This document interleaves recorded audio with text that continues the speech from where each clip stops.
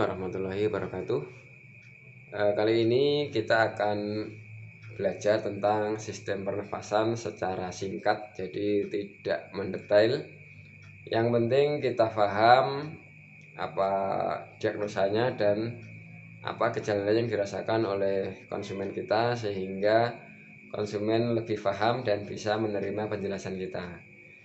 Jadi sistem pernafasan itu yang nampak terdiri dari hidung, sinus, rongga hidung, laring, faring, bronkus, bronkeolus, alveolus, dan sebagainya.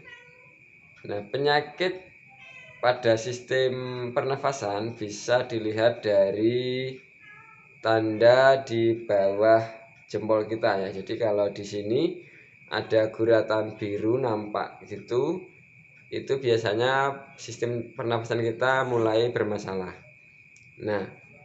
Seringnya orang itu hanya menganggap masalah pernafasan itu hanya kalau batuk, kalau flu, kalau nggak bisa nafas seperti itu. Padahal kadang-kadang itu kita mengalami alergi dingin. Misalkan pada saat dingin kita kesulitan bernafas, pada saat dingin bersin-bersin, pada saat dingin kita batuk. Itu sebenarnya sudah indikasi awal sistem pernafasan kita itu bermasalah. Jadi tidak mesti batuk yang keterusan, tidak mesti flu dan sebagainya. Penyakit-penyakit di sistem pernafasan ini di dunia medis biasanya ada akhiran itis-itis gitu. Misalkan bronkeolus kena radang namanya bronkitis, sinus kena radang namanya sinusitis dan sebagainya. Itu penyakit-penyakit yang biasanya menyerang di sistem pernafasan kita. Untuk pengobatannya kita bisa konsumsi pulmo, biofit, dan imun.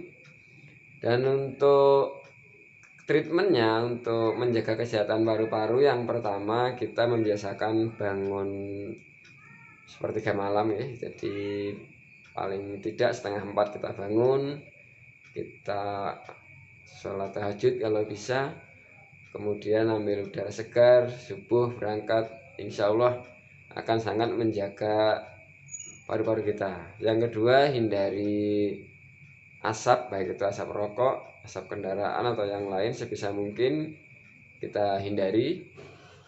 Terus kemudian bagi umat Islam, membaca Al-Quran itu juga sangat membantu menjaga kesehatan paru-paru. Karena apa? Dengan membaca Al-Quran kita belajar untuk menahan nafas, melepas nafas, dan sebagainya. Hindari makanan yang digoreng.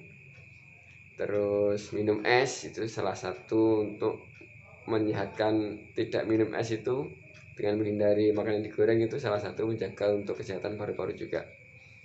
Untuk lebih jelasnya mengenai sistem pernafasan dan sebagainya bisa kita lihat di video berikut ini. Sistem pernafasan pada manusia adalah sekumpulan organ yang terlibat dalam proses pertukaran gas oksigen dan karbon dioksida dalam darah. Seseorang dapat dikatakan memiliki laju pernafasan normal apabila ia bernafas sebanyak 12-20 kali per menit dan berlangsung secara berkesinambungan.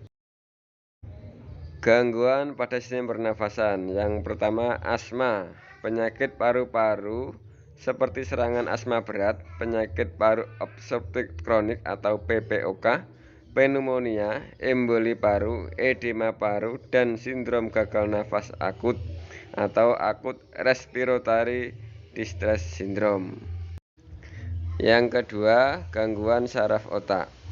Gangguan saraf pada otak atau saraf yang mengatur fungsi pernafasan seperti cedera kepala berat, stroke, tumor otak, herniasi otak, gangguan saraf tulang belakang, sindrom Guillain-Barré, dan amyotrophic lateral atau ALS.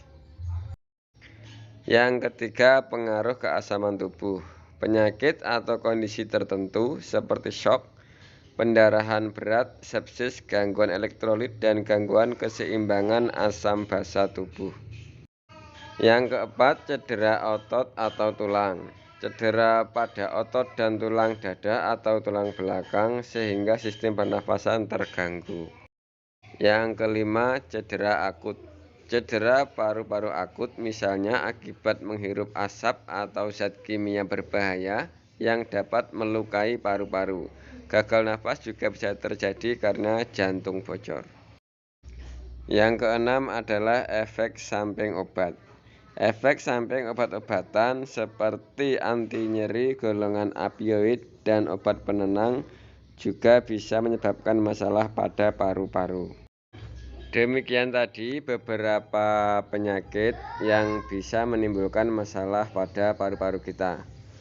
Apabila masalah itu terjadi karena radang, karena kerusakan pada paru-paru dan sistem pernafasan, insya Allah bisa ikhtiar dengan Herbal Purmo, Biofit, dan Imun. Namun jika berhubungan dengan kelainan otot maupun tulang belakang, maka harus disertai dengan terapi fisik seperti pijat, pembetulan tulang belakang maupun terapi bekam dan terapi fisik lainnya yang mungkin bisa dikonsultasikan dengan para medis. Demikian, semoga bermanfaat. Terima kasih. Assalamualaikum warahmatullahi wabarakatuh.